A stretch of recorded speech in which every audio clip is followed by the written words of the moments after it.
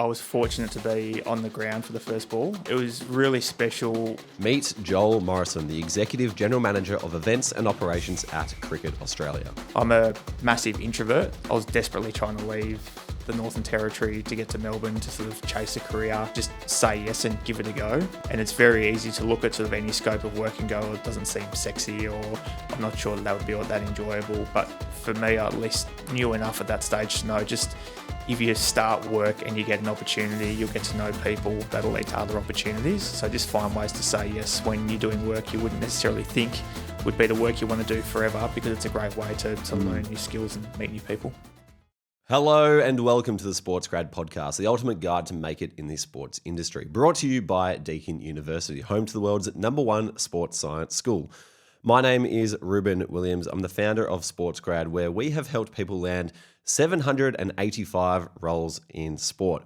If you're looking to get started on your career in sport, subscribe to the podcast where we will be in your ears every single week with advice and interviews on how to break into a career you love. Now, every week on the show, we'd love to give a shout out to one of our members in our community who is out there doing good things with their career. And this week, the shout out goes to longtime friend of the show, Chris Burgess, the boy from Ballina, who has recently landed a new job at Tennis Australia. So Chris joined SportsGrad back in 2021, and since then he's held roles at the AFL as well as Tennis Australia in coach, member and program services. But now he has got a hot summer coming up in the role of marketing partnerships coordinator while making an internal transfer across departments there. So well done to you, Chris, and well done to everyone out there who's kicking goals in their career in the SportsGrad community. If you want to give yourself a competitive advantage in the job market and put your career on a rapidly new trajectory, head to our website and apply for the SportsGrad Method program. Coming up on the show today is one of our guest speakers at the Adelaide Meetup. If you haven't already, grab yourself a ticket for the Adelaide Meetups. It's happening on the 16th of December, the night before day one of the Adelaide Test match. It's going to be absolutely huge. We've got an all-star panel of people from Cricket Australia appearing on that. I'm talking about Urmila Rosario, who has been the team manager for the men's team for the last few years and has won just about every tournament under the sun with Pat Cummins' team. We've also got Brodie Burrows, who appeared on the podcast a few episodes ago, who has created content for just about every single sport in Australia as well. He has stepped into the cricket world this summer and is already making some fantastic content with Cricket Australia. But there's also going to be our guest today, Joel Morrison. All right, coming up on the show today is Joel Morrison, the Executive General Manager of Events and Operations at Cricket Australia. Joel oversees everything from ticketing to premium experience, sales, corporate hospitality, international cricket events, venue and government partnerships, fan experience, national inclusion programs and teams, scheduling, cricket operations, domestic competitions, officiating and security. There is not much that happens on the field that doesn't pass through Joel's department.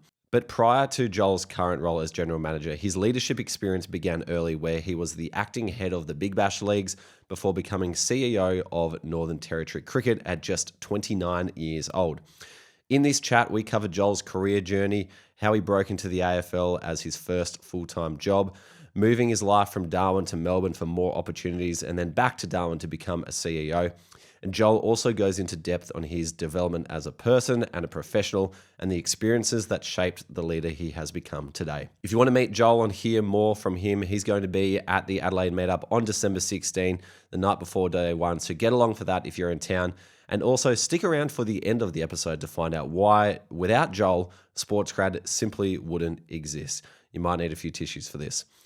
Otherwise, grab a pen and enjoy this chat with Joel Morrison. Hey guys, before we jump into the episode today, just a quick note to let you know that today's episode is brought to you by Deakin University, home to the world's #1 sports science school. But whether you're into sports science, management, coaching, or business, Deakin gives you the chance to study what you love and turn it into a career. Joel, welcome to the SportsGrad podcast. Yeah, thanks for having me. Good to see you again. Good to have you officially on the podcast platform, because you were one of the very first YouTube interviews that I did back in 2018, and you were a guest at the Melbourne Meetup around this time next year, and you're about to be a guest at the Adelaide Meetup in a couple of weeks' time. But nice to finally have you on the podcast. Yeah, no, well, I'm loving the digs. A bit different to when we're at the MCG and the blowers are going in the background and they're mowing the lawn. So very impressed with what you've done, mate. Looking forward to chatting. Thank you. Yeah, I remember I think they were changing the pitch that day. And I'll get you to bring the microphone in nice and close so we can hear you clearly. Yeah, at that point in time, you just accepted the role at Cricket NT, I believe, and were about to head up north before coming back. And I remember you said to me at that point in time that sometimes you've got to take a role in a part of the world or an organisation that gives you the experience to kind of level up when you get back, and that led to you becoming the Executive General Manager of Events and Operations at Cricket Australia, where you've been in that role now for 3 years. Looking back from that moment in time in 2018 to now, how do you feel about your career? Or how are you going with everything? Yeah, lots definitely happened since then, that's for sure. And I think what I said at the time is definitely right, albeit I probably said that naively at the time, and having lived the experience now, can appreciate a bit more what it actually means to take a chance and follow an opportunity, and just try and figure it out as you go, because it looks very linear when you sort of look back on your career and you see those moments where your career has sort of progressed into different roles, but it never feels like that at the time, and certainly didn't feel like I knew what was going to happen off the back of going up to Darwin. Didn't anticipate COVID hitting for one, and everything that came with that as well, but incredibly thankful that I had a lot of people around me to give me that level of support and encouragement to take the opportunity, because definitely the best thing I've done. Learnt a lot, failed a lot at the same time, where all the learnings came from, but better off for having taken that chance. And yeah, it certainly did lead me to where I am now just through the experiences. But there was just one foot in front of the other at the time. It was never really clear where that was going to lead, but a lot of fun in the end. Well, I am keen to dive into your experience up north and what you learned and what it was like during COVID. But you're now in that exec position at Cricket Australia in an Ashes summer. You've been in sport for a long, long time. And when you have a moment like the first ball of an Ashes, does it still kind of light you up, or does the gloss sort of wear off over a long period of time? Yeah, it definitely lights you up. It was pretty cool. And it was really special. I was fortunate to be on the ground for the first ball, and was I was standing next to a teammate of mine, Greg Bishop, who heads up security, and he's just one of the most lovely human beings you'll ever meet. So to be able to share that moment with him was just amazing. And I don't think you ever take for granted just the privilege that you get to be in that situation, because it is a very cool moment. It's not lost on me through having been a young fan of sport to then have that opportunity to be able to be there at that moment in time. And yeah, just a great privilege. Amazing. Well, on this podcast, we do have a tradition where we start the episode with a few quickfire questions just to get to know you better and find out a bit of context about you. First one for you is, what was your first ever job in sport? My first ever job. So my first full-time title was personal assistant to the AFL umpires manager, which was Jeff Geeshan. There you go. And what did you study at university? I did commerce and majored in marketing and sports management at Deakin University. And your favourite sporting moment of all time? Good question. I'm not entirely sure, if I'm being honest with you. I've been fortunate to see a lot of great moments, but I was at the closing ceremony of the Sydney Olympics with my dad, which was really cool. So that was definitely a special moment that sticks out to me.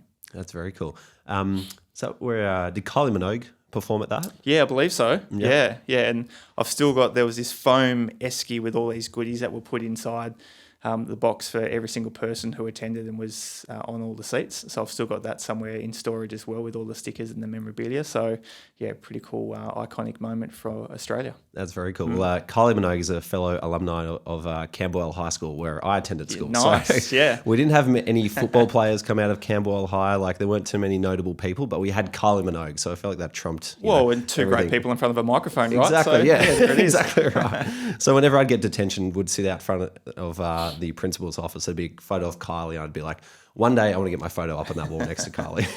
Love it. So another question for you is, what is an interview question that you like to ask of people that you are trying to recruit? Hey guys, quick one. Are you either A, dreading going back to work tomorrow, or B, on a mission to fulfill your potential and get there as quickly as possible? If so, then you need to apply for the SportsGrad Method program. The program is designed to help you get a full-time job in sport as quickly as possible. And inside it, I distill the lessons I've learned from asking over 300 people how they got a job in sport. I'm talking professionals from the AFL, Premier League, cricket, NBA, Olympics, you name it. And I've combined it with the methods that not only got me hired by Cricket Australia before graduating, but also helped me double my salary during COVID. SportsGrad has helped people land over 700 roles in sport, and this program takes the guesswork out of an industry where most people think you need to get lucky. To apply for the SportsGrad Method program, head to www.sportsgrad.com.au/program. All right, back to the episode.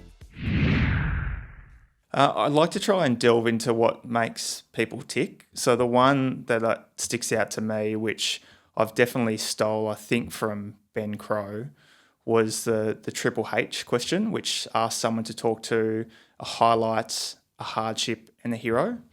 And for me, it just gives a bit of an insight into whether or not people are prepared to be vulnerable in that moment and sort of share an experience. And there's no right or wrong in that, but I've just found it's a good one to see if people are prepared to be comfortable and open up and share. I love that.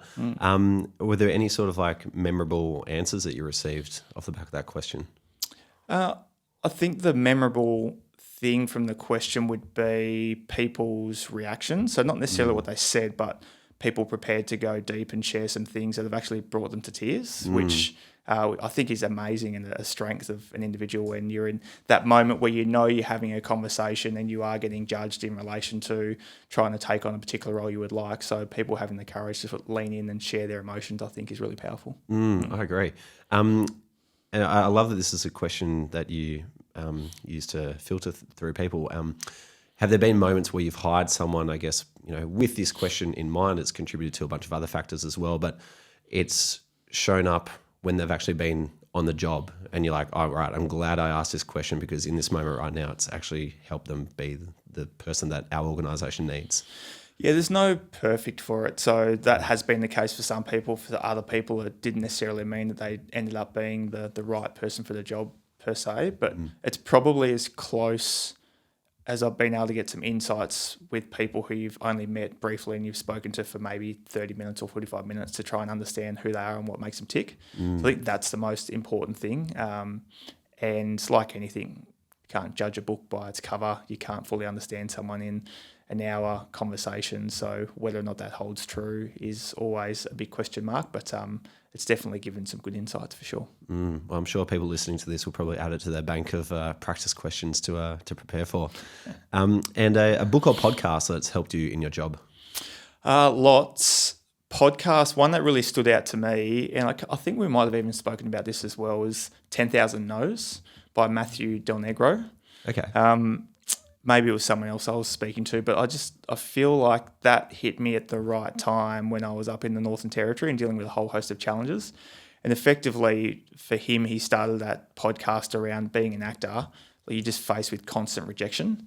And it really resonated when I felt like I was getting rejected at every turn in the role at that moment in time, where you just have the hurdles that come up in front of you. So hearing him and others who have, you or I would look at and say they've been quite successful in their career, to talk about it never felt like that. They had heaps of different moments in time where they just felt like it was rejection after rejection. But that perseverance to really try and keep pushing on because you believe in something really resonated at the time. I do vaguely remember this. I think it came up in conversation. We were having coffee on Flinders Street one day. Yeah, that's right. Yeah, and you sent me the podcast after it. Yeah, and you deleted it and said, oh, yeah, sure. I'm not sure. I need to go back and find that link. That's a great one. I'll have to add that. I've got a whole collection of books over here, but I'll have to look that one up. Yeah, no worries. You are at a very enviable stage of your career that a lot of people would love to get to. But I'd love to know, what were you like when you were starting out? Like when you were, coming out of high school at uni, what was Joel Morrison like at that point in time? You probably have to ask others, to be honest, to get a true indication. What was I like? I was always very driven and always in a rush. And that has served me well at times, but also I think I've learned over my time as well that if you harness that in the right way, it's a good thing. But just being driven or being in a rush for the sake of it doesn't necessarily, it's not necessarily the right approach, because one of the things that I'd reflect on is if you're too focused on what comes next, you don't really enjoy the moment. And one of the best quotes that I've heard is, comparison is the thief of joy. So certainly that rushing ahead, not enjoying the moment, and sort of being worried about what others are doing was probably something I was too caught up in at the start of my career. And I mean, you always have those moments where it still sticks with you a bit and you can't completely divorce yourself from how you're wired. But I think I've got a lot better at being able to do that, and that's served me well. So rough around the edges, I'm sure, irritating for a lot of people at times, I'm sure. But yeah, I think people would probably say I was always quite focused and driven. I can understand how that could be like equally useful and perhaps sometimes detrimental at times. But I guess at that point in your career, like what sort of experience or resources or people did it lead you to seek out that kind of helped, provide this catalyst to the start of your career? Yeah, I think unintentionally it was really just about being inquisitive and trying to just find any opportunity and throw myself into that and see how I'd go and demonstrate that I was capable. I was really fortunate, and you have those sliding door moments where you connect with really good people who you don't quite appreciate at the time, but you look back now and you go, they were just an amazing human being. They were prepared to give up their time. They were prepared to invest in giving me an opportunity. And for me, a lot of that came when I was starting in my career. I was also pursuing a career as an AFL field umpire and got nowhere close to being able to achieve that. But I dealt with people like a guy by the name of Mark Noonan in Darwin who helped give me a start. Adrian Panozzo, who was a former AFL field umpire as well in Melbourne, gave me a start. And then, as I said, with probably my first full-time job and title, working with Jeff Geeshan, who was the AFL umpires manager at the time. So through those interactions, had some really great people who were prepared to sort of coach me and invest in me and harness the energy and probably the naivety as well at times in terms of my approach. But I think you just gravitate towards people that you find interesting or exhibit behaviours that you think gel with you. And that was kind of the start, just trying to attach myself to people like that and get a chance to know them and learn from them, and sort of it took its own path from there. You grew up in Darwin and moved to Melbourne for uni. Did moving away from home compel you in any way, shape or form to seek out those extra sort of support systems in the people that you mentioned? I don't think specifically, because I found I was the same behaviours I demonstrated when I got to Melbourne was quite similar to when I was in Darwin. And it was really that which led me to sort of leaving. Like, as I said, I was always a bit in a rush and impatient. So I was desperately trying to leave the Northern Territory to get to Melbourne to sort of chase a career. So I was probably just trying to surround myself with as many people as I could to find opportunities, as opposed to sort of seeking out sort of support networks in particular. I'm a massive introvert. So for me, I generally draw strength and energy from being by myself and in quiet before I then go and engage with a lot of other people. So that probably also just helped with being relatively comfortable with who I was at that point in time and being an introvert. But sort of knew I needed to start speaking to people to try and find opportunities. But yeah, it would have definitely all been about career and work at that stage, as opposed to trying to seek broader support networks for the move into Melbourne. I was focused on the goal of trying to make a career, and eventually got the foot in the door, and it went from there. Well, let's talk about your career and the sort of sequence of roles that kind of came your way up until perhaps where you moved back to the Northern Territory. What did sort of the your entry into the sports industry look like up to going back to the NT? Yeah, a lot of volunteering and hassling people, trying to find out how I could get a job and how I could start. And I mentioned his name before, but Mark Noonan was the one who gave me an opportunity up in the Northern Territory. He worked for AFL Northern Territory.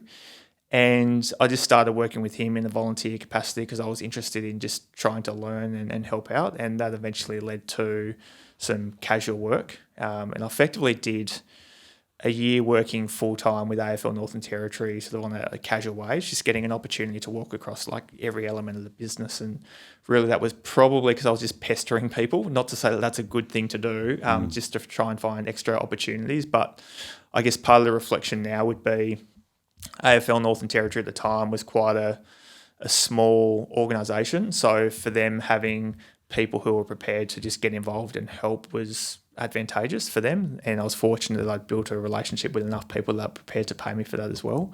So that was how it really got started. I then tried to do exactly the same thing when I moved to Melbourne. I'd met a few people through my time with the AFL up in the Northern Territory. It was Adrian Panozzo, who I mentioned again before, who I pestered, and he gave me some casual work with the AFL, and that's how I got my foot in the door. So it was really just trying to seek out people who were prepared to have a conversation with me and prepared to sort of give me a go based upon them having a need to do work. Like I was writing website articles for game development at the AFL when I first started, and that was really just a chance to get the foot in the door.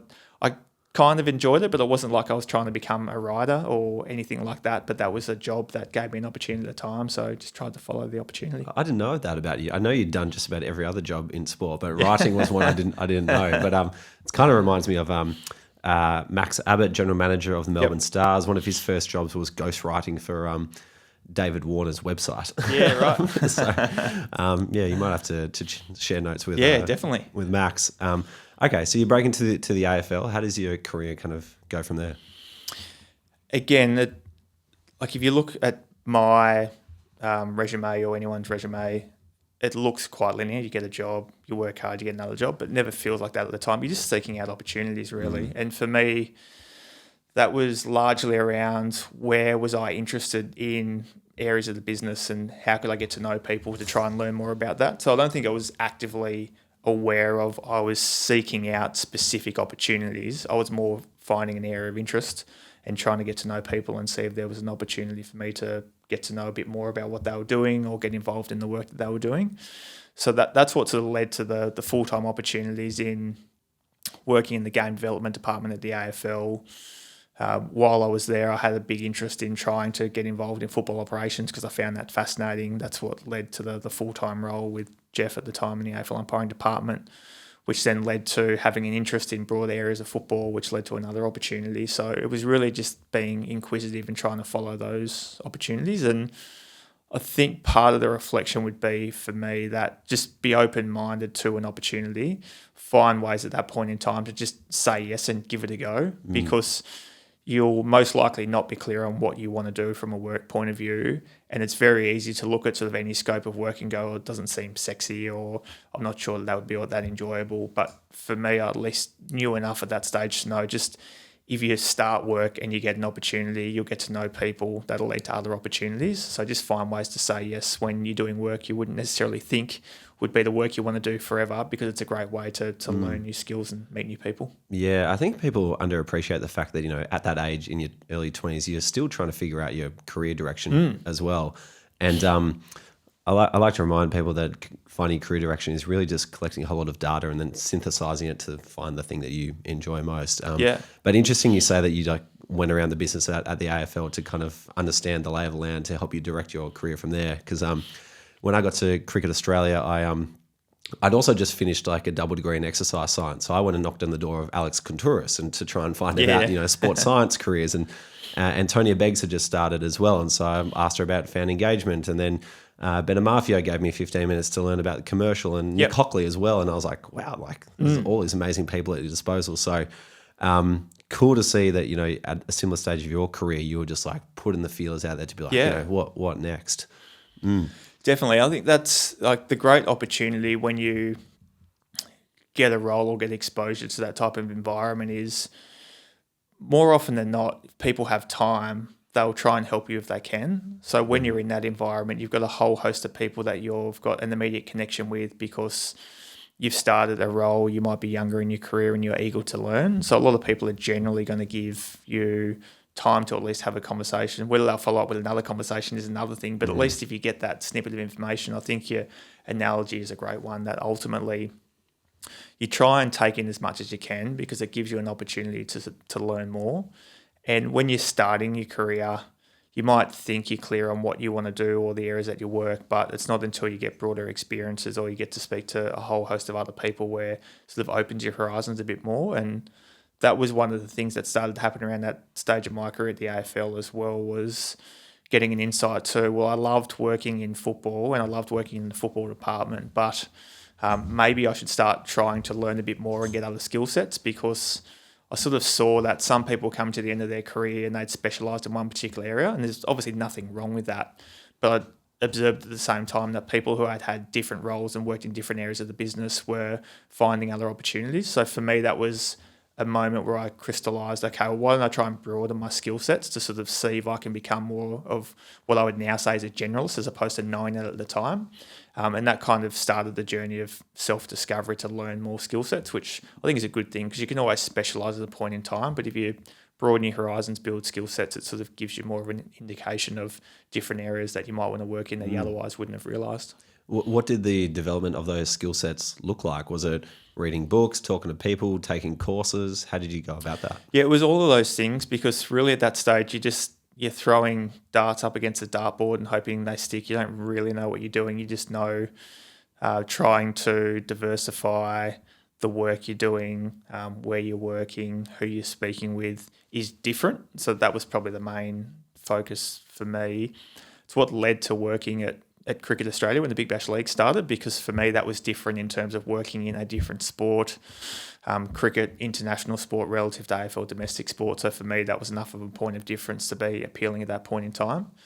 And then as the career grew, that led to working in different areas of the business. So that's sort of broaden the skill sets. But I think at that point you're both learning about yourself on the job, but equally, if not more importantly, you're learning about yourself, and it's a journey of self-discovery. So that's when you start to get an area of interest around whether it's philosophy or purpose or identity. So you start reading more broadly and speaking to people in a different manner you otherwise would, because you're talking about, personal growth versus professional growth. So all of that probably started around mid-20s for me, just so it happened to correspond with when I was starting to change the nature of my career as well. Can you recall any particular conversations around that topic or particular books that were pivotal to going on that journey?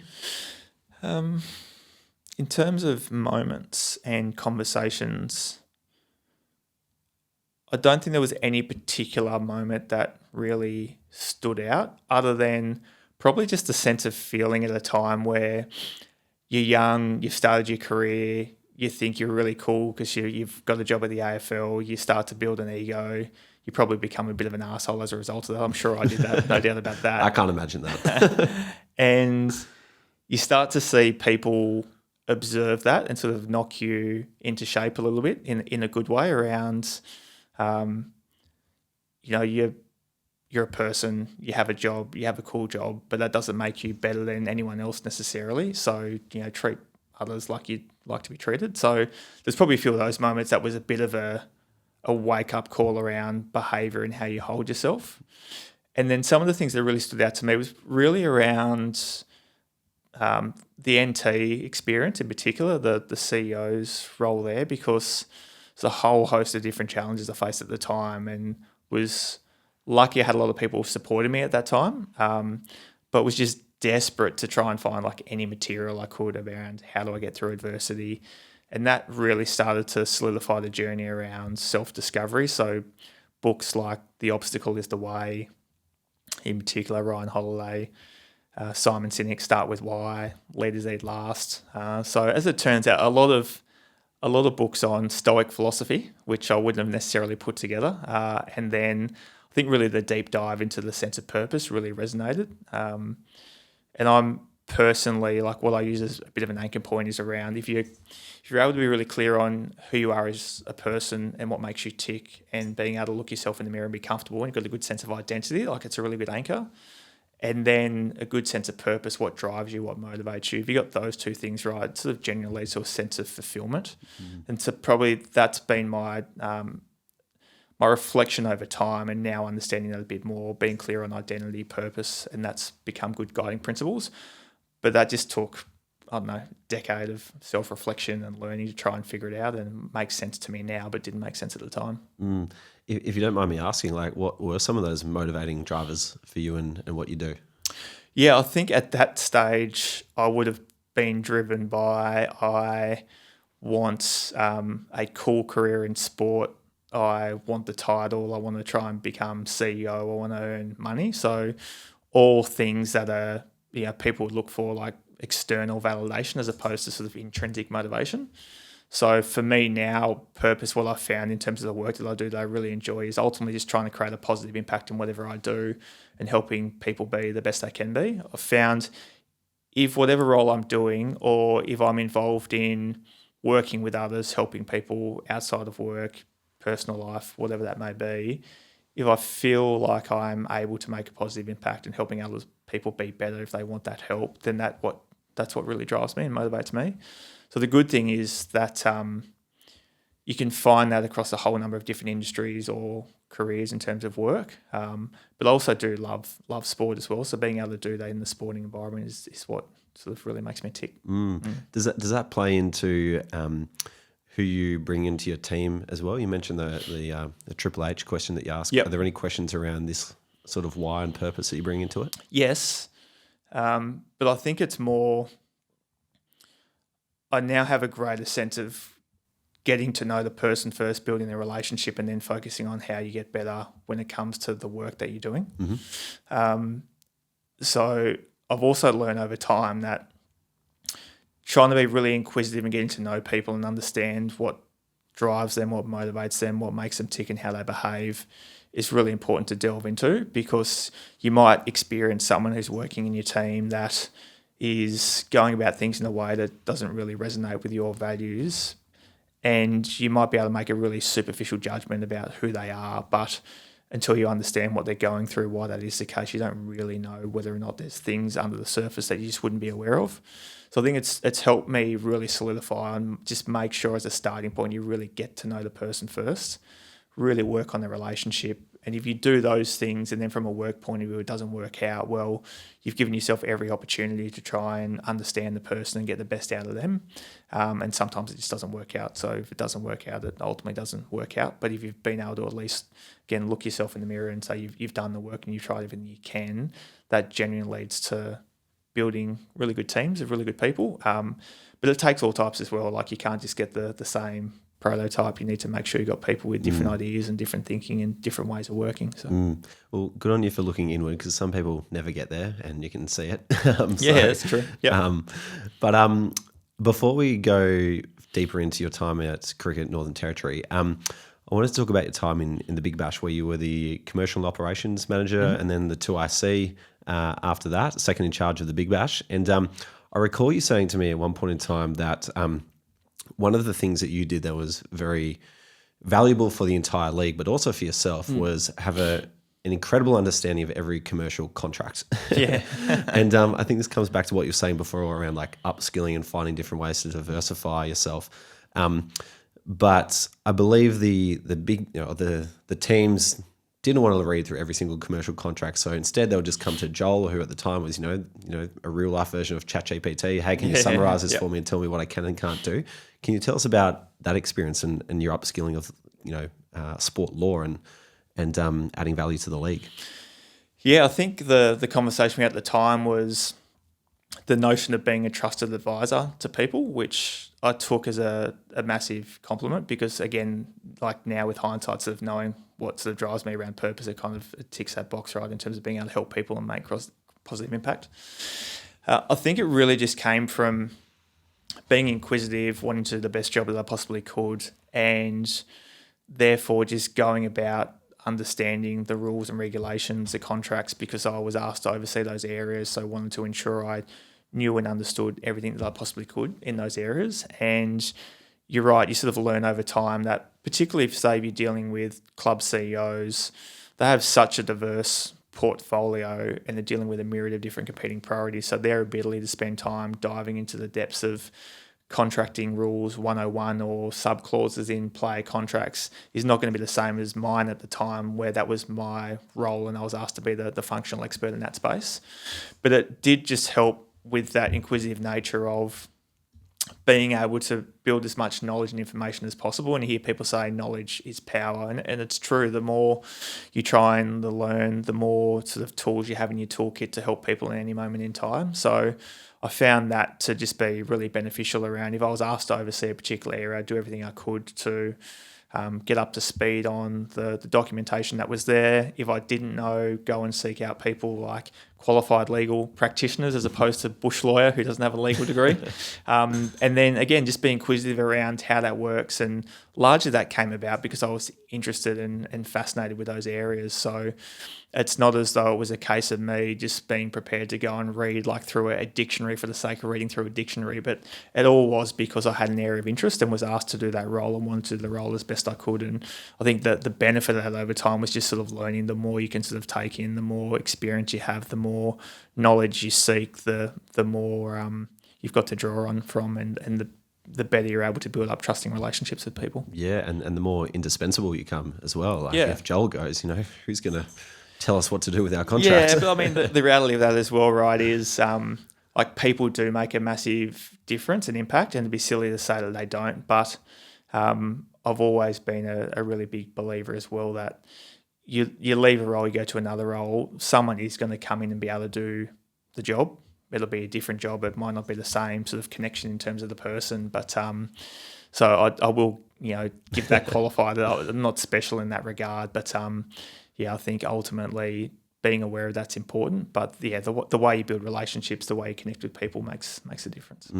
Well, it's become a great example that I share regularly with the people in our SportsGrad program because we're trying to encourage them to solve people's problems and to look for ways that they can add value. And ultimately, one of the easiest ways or simplest ways you can add value is save people time.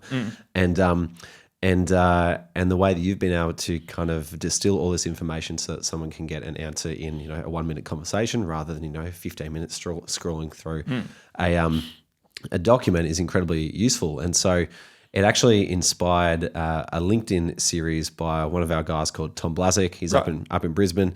Was looking to make a career change from being a teacher. He was a substitute teacher looking to get into athlete wellbeing.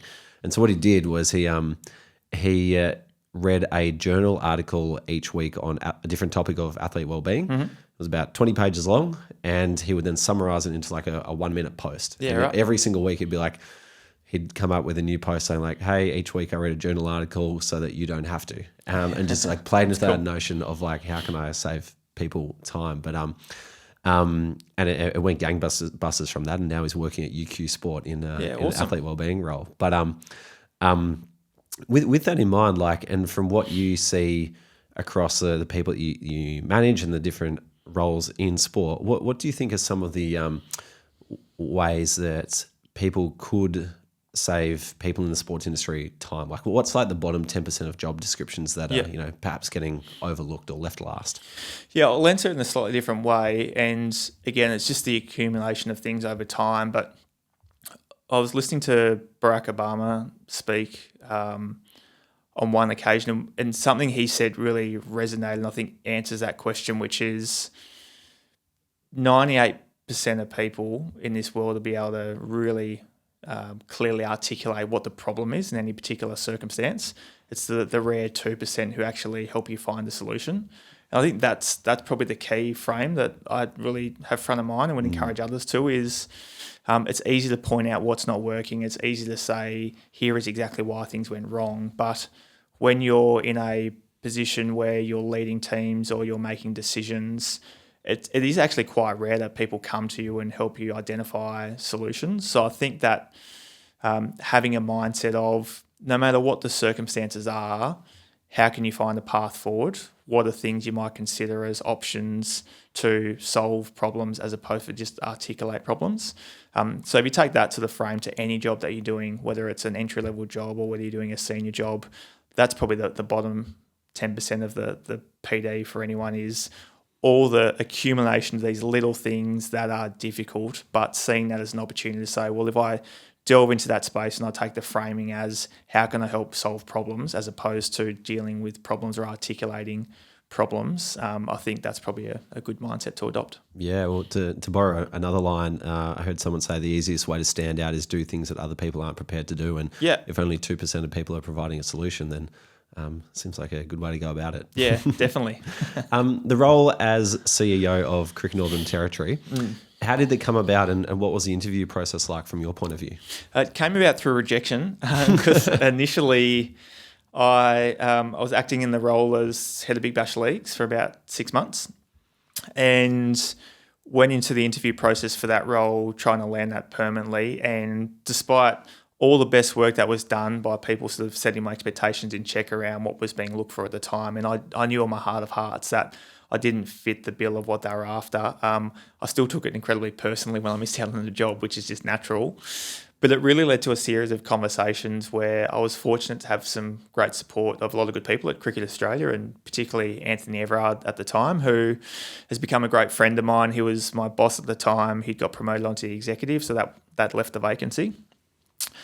And I was so fortunate that he, despite me probably not hearing it at the time, really did his best to sit me down and say, like, you missing out on that role is not because of you, it's circumstantial, and we highly value you and we want to help find opportunities for you to continue to grow and develop. And it led to just a random conversation that was with James Sutherland, who was the CEO of Cricket Australia at the time, that Anthony had facilitated, around this sort of left of centre opportunity, given what I was focusing on at the time, which was Big Bash leagues, and do I try and pursue a career working for one of the Big Bash League clubs versus at the league, about the opportunity as CEO of Northern Territory Cricket. And completely unbeknownst, I'm pretty sure, to James and Anthony at the time, that I was from the Northern Territory and hadn't even remotely sort of considered what it might mean to move back home and pursue an opportunity up there.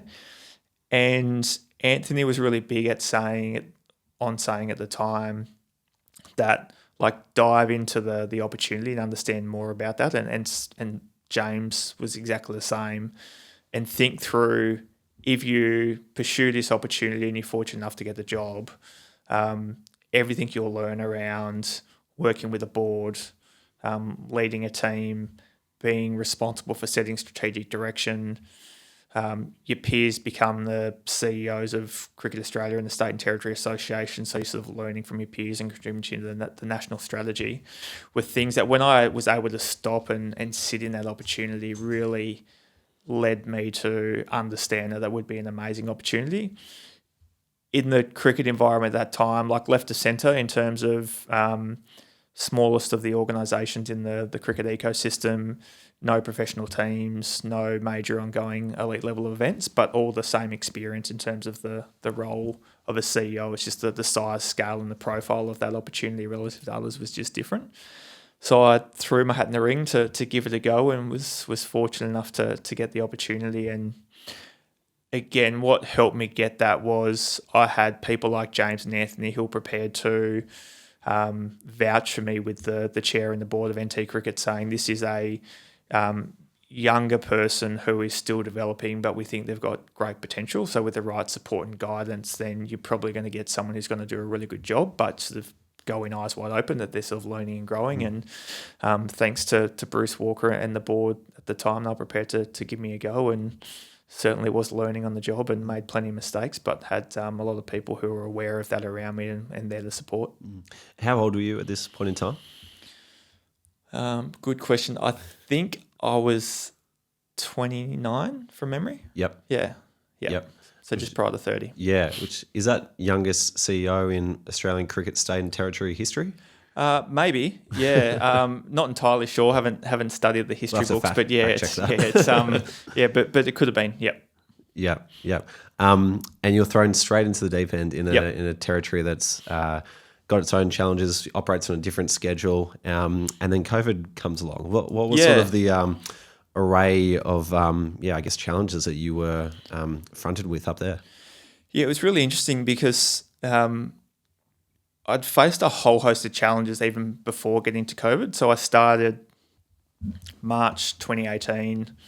The environment at that time, not long after I started, was everything that happened in and around Cape Town, and then the subsequent culture reviews within Australian cricket. So that was just a really interesting and difficult environment to work within the cricket landscape as a starting point. And then I think I was 6 months into my first job at that point in time, and then I was like, oh, this is different. Yeah, that's right. And just like you never think about or expect to be sort of in that environment, right? So just the circumstances around that were just a lot to work through, and that was sort of framing how every role in cricket was needing to navigate at the time, because it's a lot for the sport to deal with.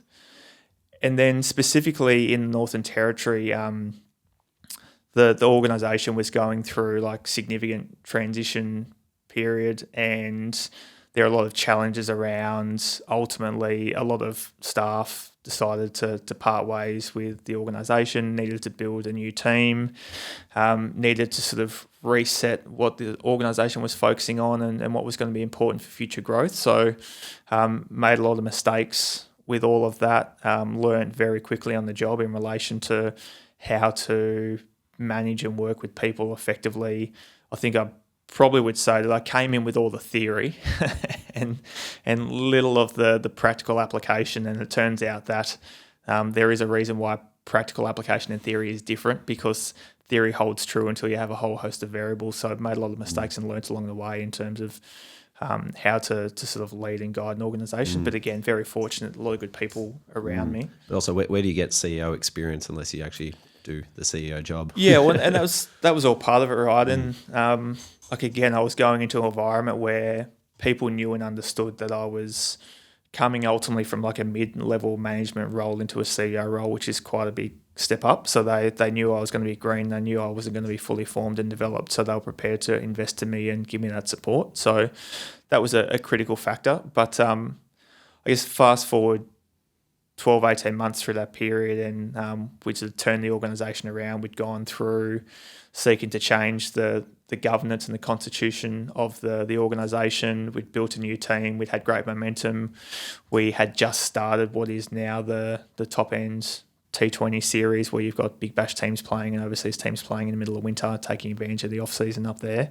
And then it seemed like all the green shoots were coming through, and then COVID hit, which put a halt to all of that as well, which was its own incredibly challenging dynamic, and definitely the hardest thing that I've gone through, and probably on a personal front, because it becomes really real at that point in time where you've built a team, you've built relationships, you know people inside and out, you know people have just taken out a mortgage on their home, and then you happen to sit down with them and have a conversation about them being made redundant because the income for the organisation has just been drastically slashed and reduced. So really taxing, and I think with the benefit of hindsight, really showed the value of having good people around you who you can trust, because you need to sort of draw on other people to sort of get you through those circumstances. You can't do that yourself.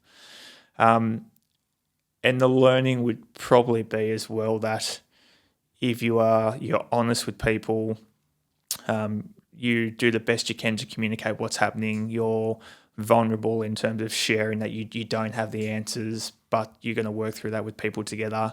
They ultimately understand that you're doing the best you can to sort of work for them and fight for them and try and find the course forward. But it doesn't always work out, unfortunately, which is really, really difficult. But definitely built character, definitely built resilience. But I was very fortunate to be surrounded by some really good people who were prepared to support through that period of time. Was this the first time in your career where you'd been forced into a position where you'd had to let people go? Yeah, it would have been. Yeah. And how did you go about having those conversations for the first time? I just tried to prepare as best I could. I drew on expertise of people that I could get access to around HR experts, legal experts, to make sure that in terms of charting a course of action, you sort of knew and understood what needed to be done to support people from a HR point of view, and legally what you needed to make sure you were cognizant of what it would mean for people's employment circumstances in the business. But more importantly, speaking to like people who you've got a higher degree of trust in, who have been through similar circumstances, to learn from when they've been through similar circumstances. Because while you do need to make sure you're sort of working through the HR and the legal side of things, ultimately the starting point for that is just the human side and the empathy in that situation. And there's no way to sugarcoat it, right? Like, it's just a shit situation, like for the person who you're having that conversation with. And that was probably one of the things that really stuck out, is as difficult as the conversation is going to be for me, it's nothing compared to what the other person is going through. So making sure that you made it all about them and not about you was really important. And I'm sure I probably got a lot of things wrong and could have done things better, but I think what I definitely tried to do was put the person first and support them to the fullest extent I could, notwithstanding the circumstances. So you only learn from other people's experiences and then doing yourself. But yeah, pretty confronting when you're having those conversations.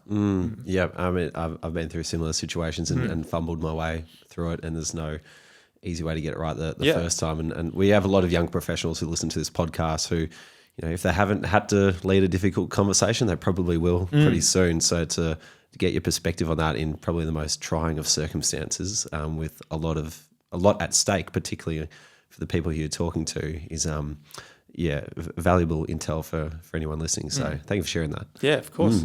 And then the transition back to cricket. So you've done about 5 years up at the Northern Territory, and then how did the door open again at CA? Because my wife got a job for the Richmond Football Club and left me in Darwin and moved to Melbourne. What does your wife do?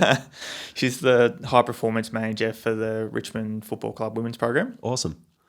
And that phone call for her just came out of the blue when I was down in Melbourne for a CEO's conference, and she got the phone call at the time about the opportunity, and she said, "What do you think?" I could just tell in that moment, like she'd already, in her heart of hearts, had accepted it, taken the job and moved to Melbourne. So I knew it was just a job that she absolutely would love doing. So we said, yeah, just go for it, pursue it, and we'll figure out the rest. And what that meant was it all happened really quickly. She got the job. She moved back down to Melbourne. Her family's all here, so she was able to stay with her family. And I love my wife, Eliza, so I knew I'd had to find another job back in Melbourne somewhere, somehow. So that just really started the conversations around just being open and honest with the chair and board that loving the job that I was doing, but I love my wife more. And I will be seeking to move back to Melbourne because she's now moved. And that's it about just being able to have open conversations with people about opportunities. And I missed out on a couple of roles outside of cricket before getting this one. But it just so happened as I was pursuing opportunities back in Melbourne, the person who was in my role before me, Brian Norse, had resigned and was finishing up at Cricket Australia in a role that's pretty similar to mine now, because he was always helping support Cricket Australia get through COVID during the time and basically saved cricket and helped Cricket Australia navigate through all the COVID challenges, and is probably only going to do that role for a couple of years. And fortunate that Brian made that decision, because it led to a conversation with Nick Hockley about would I be interested in this role, and went through the recruitment process from there, and it worked out, thankfully. Sounds like one thing you've been particularly good at right the way through your career is having conversations about the direction you're heading early, so that when the opportunity comes, people are warm to the idea of you actually stepping into the role. Is that something you're being conscious of, or and I guess how have you seen it help you? Yeah, that's right. And for better or for worse, it's probably I overshare.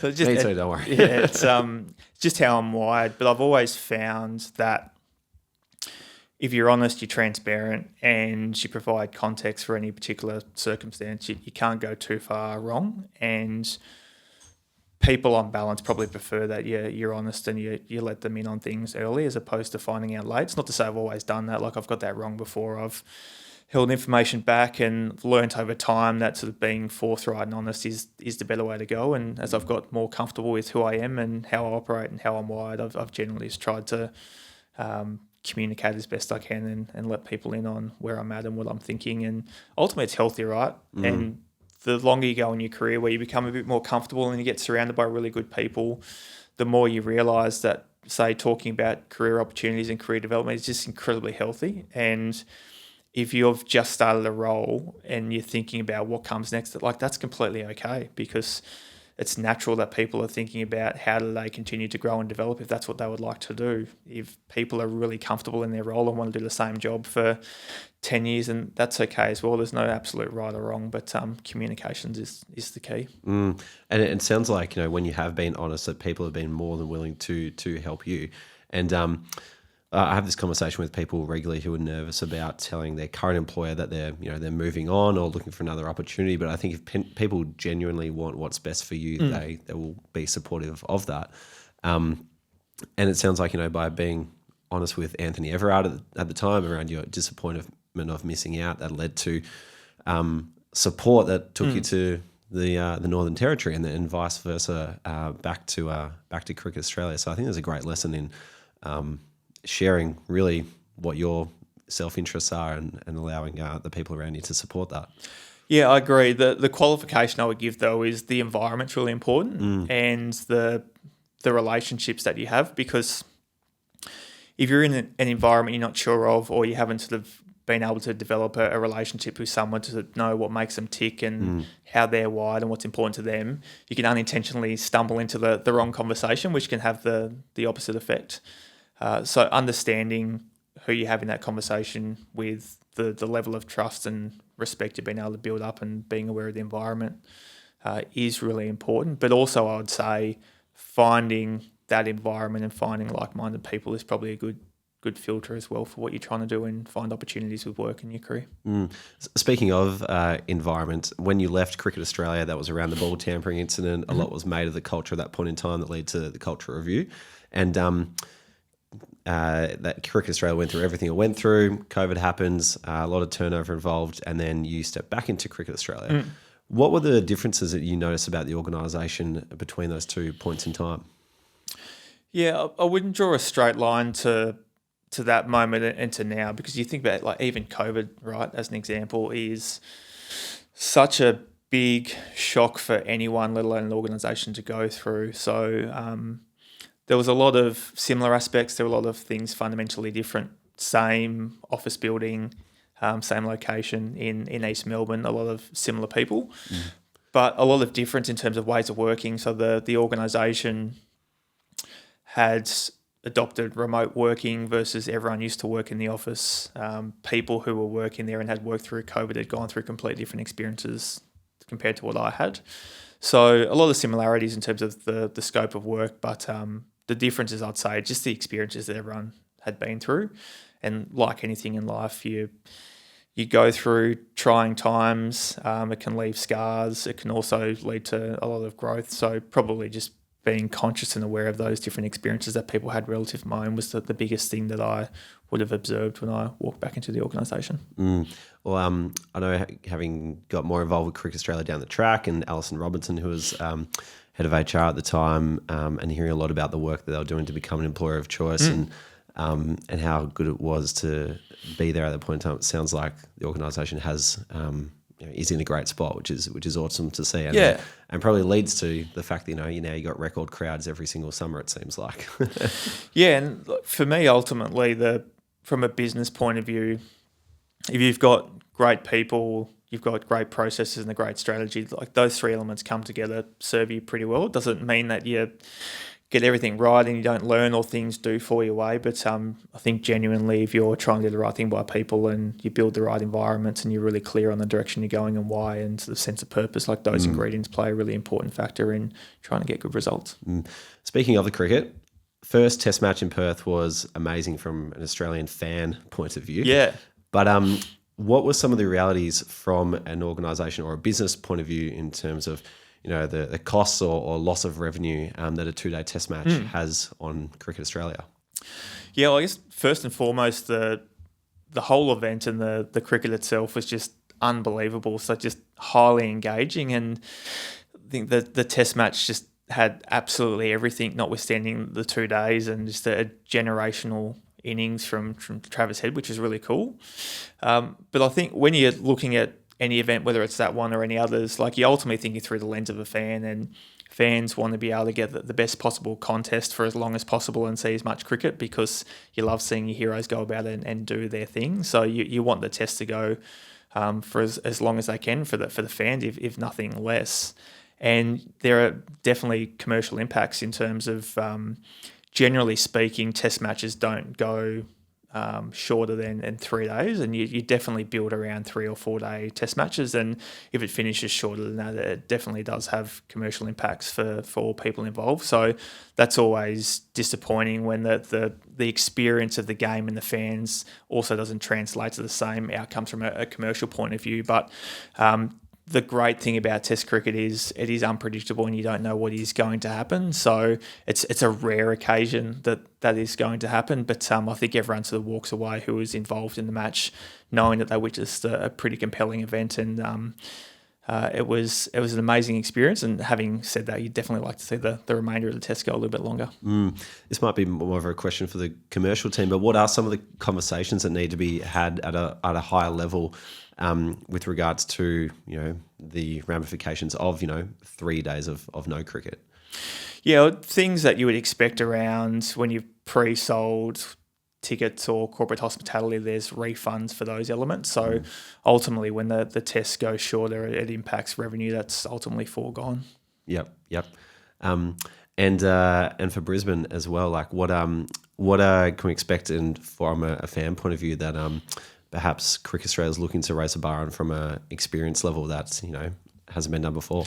Yeah, I think what you'll see, particularly across the countryside, and people saw it in Perth, you'll see it in Brisbane as well, is really building out the experiences we have outside the venue. So we'll have another family fan zone in Brisbane as well, which would be cool. So people can sort of soak up all the atmosphere and the cricket, music and fun activities for the kids. So if you're watching the cricket and you want to take a break, you want to get a bit of shade, if it's still in the afternoon and a bit warm, go and chill out and have the kids run around in the family zone and check out some of the sponsor activations. So really just trying to have a great experience throughout the entirety of the event, and particularly in Perth, as we'll see elsewhere, just the whole city's come to life around the Ashes, right? So we had over 20,000 people attend the test in Perth. So great support from the City of Perth and the WA government around activating the city and having that sort of big Super Bowl feel to the event itself. So people definitely experience that across the remainder of the Ashes as well. So always trying to make sure that it's not just the cricket itself, but the entire experiences from the time someone buys a ticket, flies up to Brisbane in this case, until the time they leave, that they have a great experience in the city as well as at the venue. What's the experience like for people working on the ground? Because with a series like this or any sort of tournament, there is a bit of a travelling circus that goes from town to town, and that includes everyone involved in the teams and the broadcasters and journalists and other sort of third party providers as well that go with the cricket. What's it like kind of being on the road with a similar sort of people from all different places?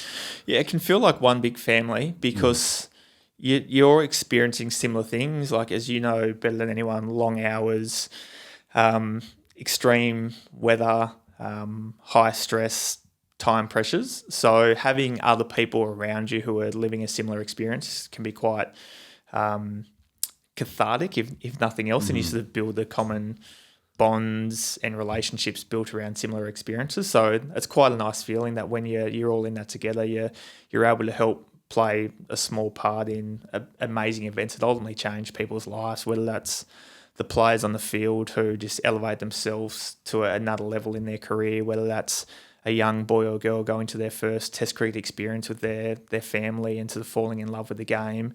Like, I don't think you ever really lose just that special nature of the impact it can have on people's lives, and doing that with a number of other people who are facing the same conditions and circumstances that you definitely builds really, really strong bonds, and it's the experiences you have and the people you do it with that really make a difference. Do you think younger Joel would believe the position that he's in now?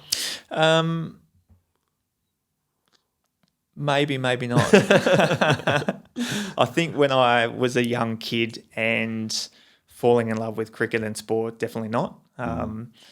But young me starting a career in sport would have definitely backed myself into trying to be doing something similar. So, yeah, probably just it all depends on the moment in time. Yeah. What advice would you give to that younger version of yourself?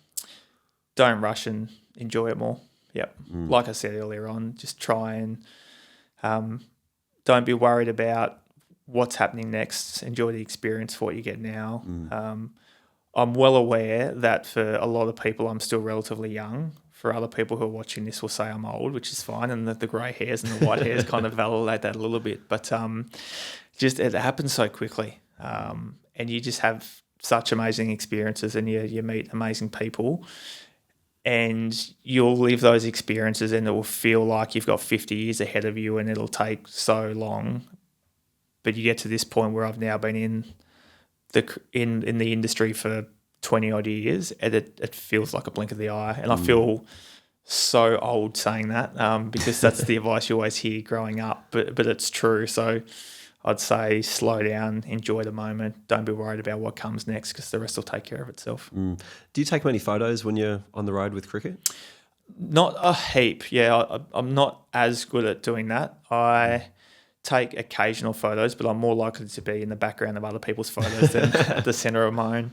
Fair. I remember Lena Staropoli giving me that advice early on, just like wherever you are, no matter if it's your first test match or your third or whatever, just keep taking photos, because as your career goes on, you look back at those and think like, weren't those great times? And even with the conversation I was talking to you about off air with Emily Jackson, who is now the head of legal at the FIFA Men's World Cup over in the USA, she still talks about the probably the 18-month period that her, myself, and several other people had as a friendship group at Cricket Australia at the early stages of our career, just loving life in Jolimont, thinking like, oh, our career will always be like this. Yeah. And then you leave and you go to other places or you start your own thing, and it's just different, and you take for granted how good it was in that moment in time. So, you might have to get your phone out a bit more now. Yeah, that's true. It's great advice, and knowing Lena well, she definitely takes her own advice up as well, so gets the photo. But it's true, right? It's you deal with a circumstance at the time with whatever it is you're doing and whatever job you have, and you just feel like it's going to be that way forever, but it's not. And one of the things I'd be better at now, just through having made the mistakes of not appreciating it at the time, would be when you get that sense of it feels special, the people around you, that you just really bring the best out of each other, just trying to soak that up as much as you possibly can, because it's the exception to the rule. It's not that you don't find great people in terms of what you're doing, but just having that sense of everything really gelling and just being in a circumstance where it just feels like everything's firing in all cylinders is the special sauce. So yeah, try and enjoy that for as long as you can, because unfortunately life happens and people move on and find other opportunities. So make the most of it when you've got that sense of just an amazing team around you.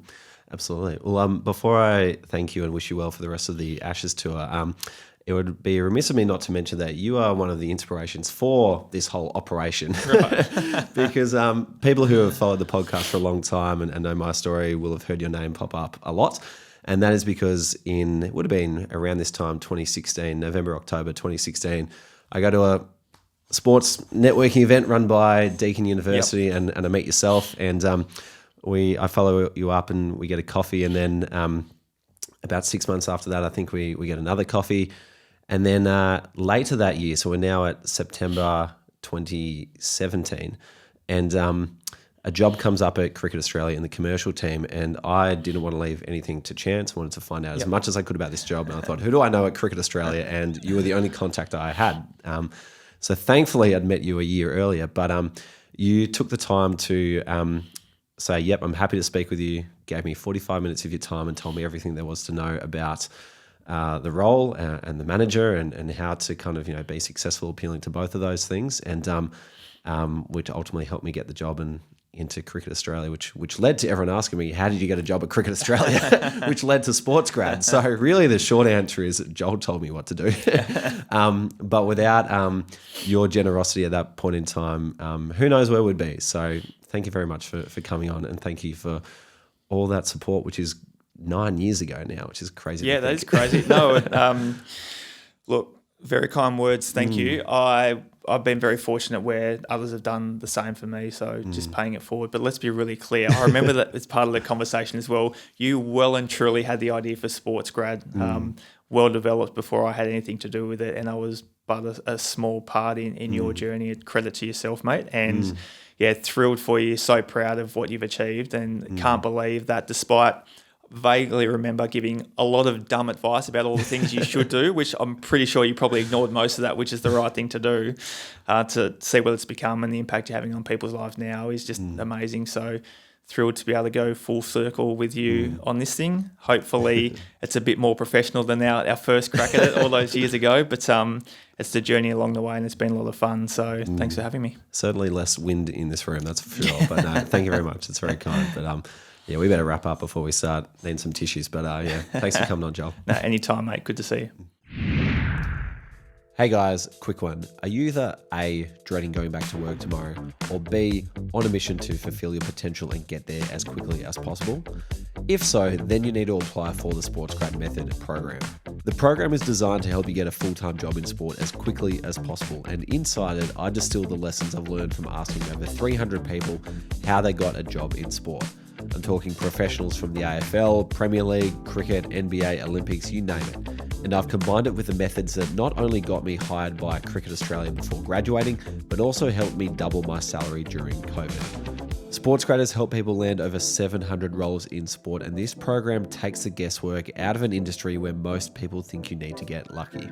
To apply for the SportsGrad Method program, head to www.sportsgrad.com.au/program.